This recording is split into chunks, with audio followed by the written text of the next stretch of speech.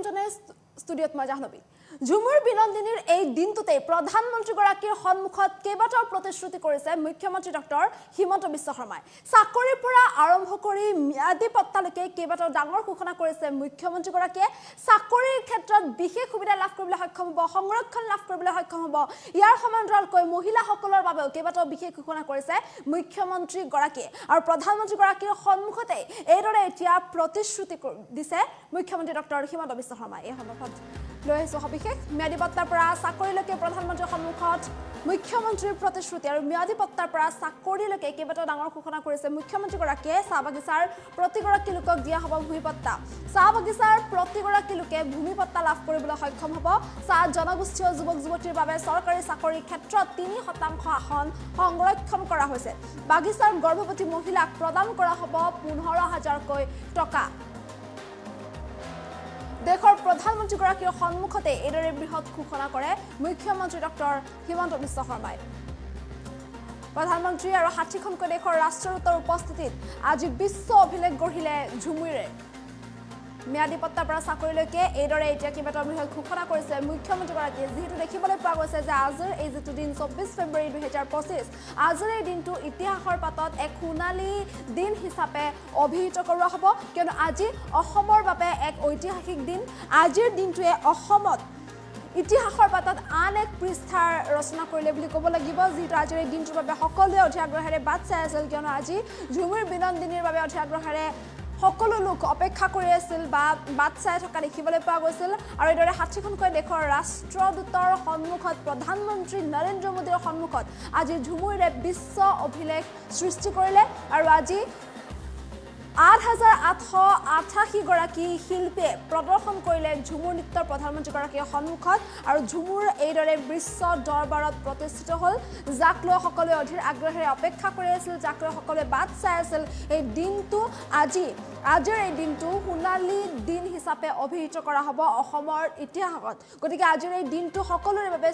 চিৰস্মৰণীয় হৈ ৰ'ব যিদৰে বিহুৰ দিনটো স্মৰণীয় হৈ ৰৈছিল ঠিক একেদৰে আজিৰ দিনটো এইদৰে চিৰস্মৰণীয় হৈ ৰ'ব আৰু ইয়াৰ মাজতে মুখ্যমন্ত্ৰীগৰাকীয়ে প্ৰধানমন্ত্ৰীগৰাকীৰ সন্মুখত এইদৰে এতিয়া বৃহৎ ঘোষণা কৰা দেখিবলৈ পোৱা গৈছে চাহ জনজাতিৰ যিসকল যুৱক যুৱতী আছে চাহ জনজাতিৰ যুৱক যুৱতীসকলৰ চাকৰিৰ ক্ষেত্ৰত বৃহৎ ঘোষণা কৰা দেখিবলৈ পোৱা গৈছে এইসকল যুৱক যুৱতীয়ে চাকৰিৰ ক্ষেত্ৰত 3% সংৰক্ষণ লাভ কৰিবলৈ সক্ষম হ'ব যাক লৈ মুখ্যমন্ত্ৰীগৰাকীয়ে এইদৰে ঘোষণা কৰিছে গতিকে চাহ জনজাতিৰ যিসকল যুৱক যুৱতী তেওঁলোকে চিন্তা কৰিব নালাগে তেওঁলোকৰ বাবে নিশ্চয়কৈ ভাল খবৰ যে চাকৰিৰ ক্ষেত্ৰত চাহ জনজাতিৰ এই যুৱক যুৱতীসকলে 3% সংৰক্ষণ লাভ কৰিবলৈ সক্ষম হ'ব লগতে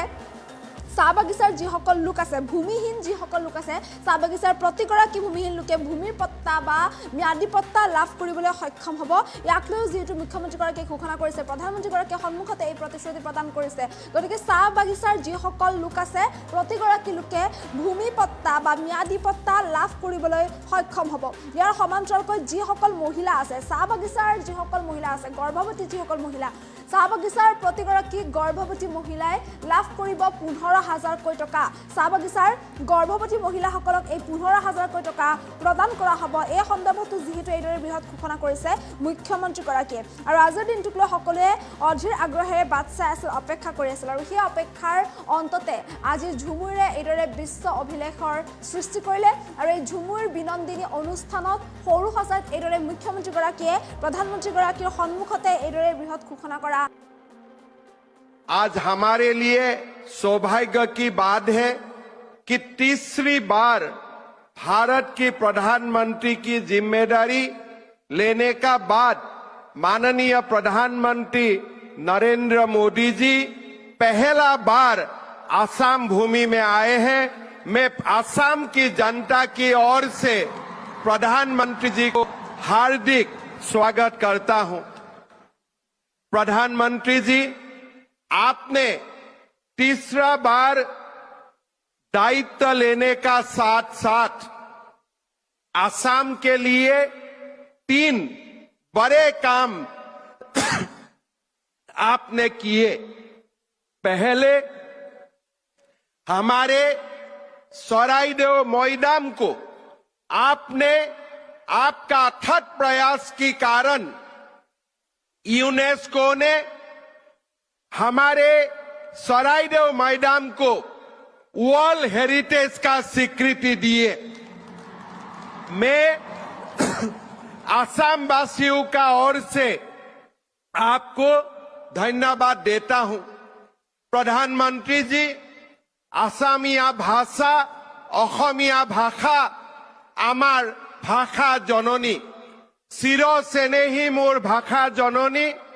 অসমীয়া भाषा को आपने क्लासिकल लैंग्वेज का स्वीकृति देने का काम किया। माननीय प्रधानमंत्री जी, हमारे भाषा को क्लासिकल भाषा का मर्यादा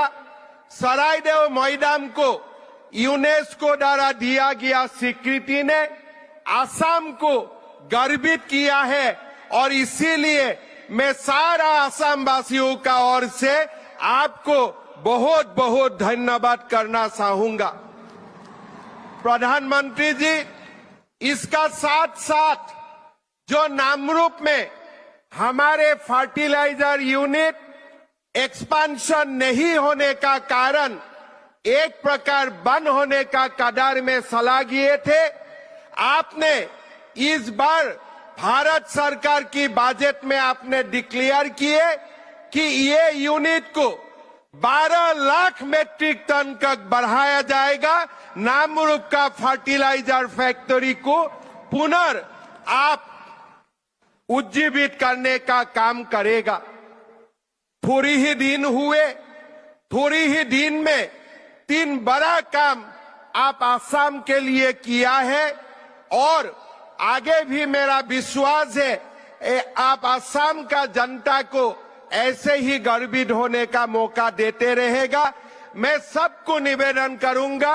सब एक बार प्रधानमंत्री को अपना स्थान से खड़ा होके आप लोग प्रधानमंत्री जी को अभिनंदन कीजिए।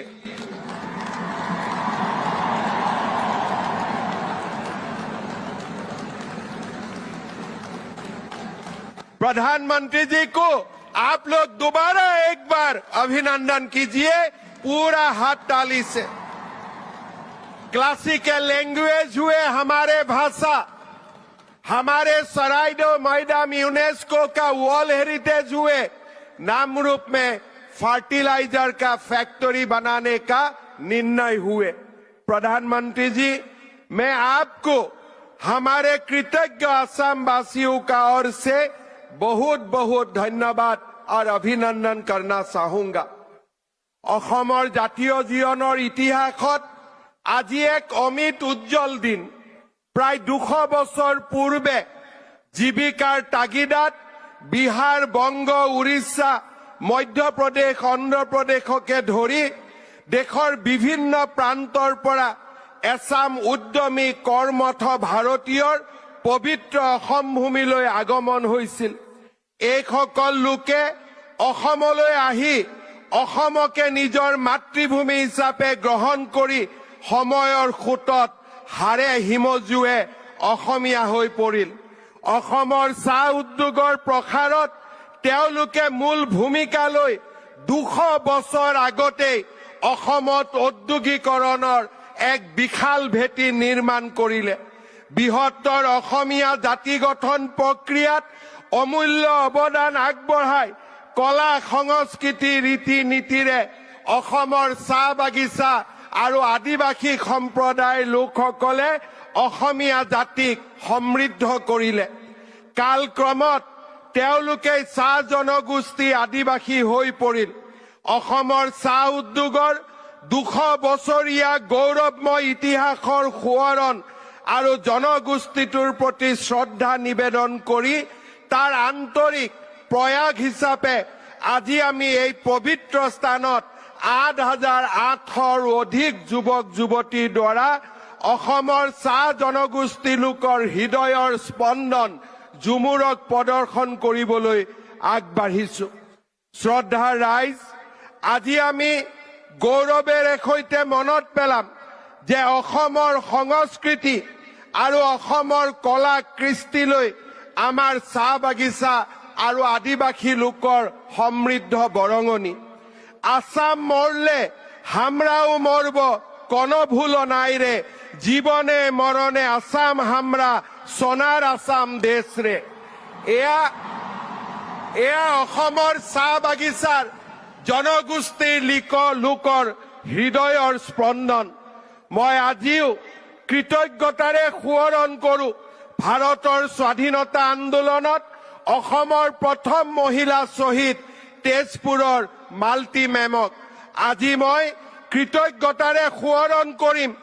অসম আন্দোলনত শ্বহীদ হিচাপে স্বীকৃতি লাভ কৰা বাধনা ওৰাঙক। মই আজি কৃতজ্ঞতাৰে স্মৰণ কৰিম অসমৰ চাহ বাগিচাৰ লোকসকলক, যিসকল লোকে অসমীয়া ভাষাক নিজৰ ভাষা বুলি আদৰি লৈ আমাৰ ভাষা, কৃষ্টি আৰু সংস্কৃতিক সমৃদ্ধ কৰিছে। আজিৰ এই ঝুমুৰ প্ৰদৰ্শন অসমৰ চাহ বাগিচা আৰু আদিবাসী লোকলৈ অসমবাসীৰ কৃতজ্ঞতা। অসমৰ 3,50,00,000 লোকে অসমৰ চাহ জনগোষ্ঠী আৰু আদিবাসী লোকক আজি এই ধৰণে আমাৰ কৃতজ্ঞতা জ্ঞাপন কৰিছো। শ্ৰদ্ধা ৰাইজ, এই পবিত্ৰ মঞ্চত আকৌ এবাৰ ঘোষণা কৰিব খুজিছো, চৰকাৰী চাকৰিত তৃতীয় আৰু চতুৰ্থ শ্ৰেণীৰ বাবে 3% সংৰক্ষণ, অসমৰ চাহ বাগিচাত হাইস্কুলৰ নিৰ্মাণ, 300তকৈও অধিক আয়ুষ্মান আৰোগ্য মন্দিৰৰ নিৰ্মাণৰ পিছত আমি আজি আপোনালোকক প্ৰতিশ্ৰুতি দিছো যে সময়ৰ লগত আপোনালোকৰ লগত আমি একেলগে কাম কৰি অসমৰ চাহ বাগিচাৰ লাইনত বাস কৰা প্ৰতিগৰাকী চাহ শ্ৰমিকক সেই মাটিৰ অধিকাৰ আমি প্ৰদান কৰিম। লাইনৰ মাটি চাহ বাগিচাৰ সম্প্ৰদায়ৰ হ'ব, আপোনালোকৰ হ'ব। সেই প্ৰতিশ্ৰুতি মই আজি আকৌ এবাৰ আপোনালোকৰ আগত মাননীয় প্ৰধানমন্ত্ৰী ডাঙৰীয়া আৰু অসমৰ জনসাধাৰণক সন্মুখত ৰাখি মই সেই প্ৰতিশ্ৰুতি আকৌ এবাৰ আপোনালোকৰ ওচৰত দিব বিচাৰিছো। আজি আমাৰ বাবে এক গৌৰৱৰ সোণোৱালীখন। এই খনটোত ঝুমুৰ নৃত্যক সজাই পৰাই তুলিবলৈ আমাৰ যুৱক যুৱতীসকলে যোৱা 3 মাহ ধৰি আপ্ৰাণ প্ৰচেষ্টা কৰিছে। মই আপোনালোকক জনাবলৈ পাই ভাল পাইছো যে আজিৰ এই ঝুমুৰ প্ৰদৰ্শনী চাবলৈ ভাৰতৰ বৈদেশিক মন্ত্ৰী ডক্টৰ জয়শংকৰ ডাঙৰীয়াৰ নেতৃত্বত পৃথিৱীৰে ৰাষ্ট্ৰদূতসকল আহি উপস্থিত হৈছে। Today we are honored to have with us Honorable Union Minister of External Affairs Dr. S. Jaishankar along with His Excellencies Head of Missions of several countries. I extend my warm welcome to them and sincerely thank them for their presence in this event. মই সকলোকে আহ্বান জনাম, আপোনালোকে এটা দীঘলীয়া হাততালিৰে আমাৰ ৰাষ্ট্ৰদূতসকলক আদৰণি জনাওক। With this, we want to welcome all the excellencies and the head of mission to this beautiful state of Assam. মই আৰু দীঘলীয়াকৈ আপোনালোকক ক'ব খোজা নাই, এটাই মাত্ৰ অনুৰোধ কৰিম। বহুতে কয় যে ঝুমুৰ নৃত্য ঝাৰখণ্ডৰ পৰা আহিছে, ঝুমুৰ নৃত্য ছত্তীশগড়ৰ পৰা আহিছে। নহয়, এই ঝুমুৰ নৃত্য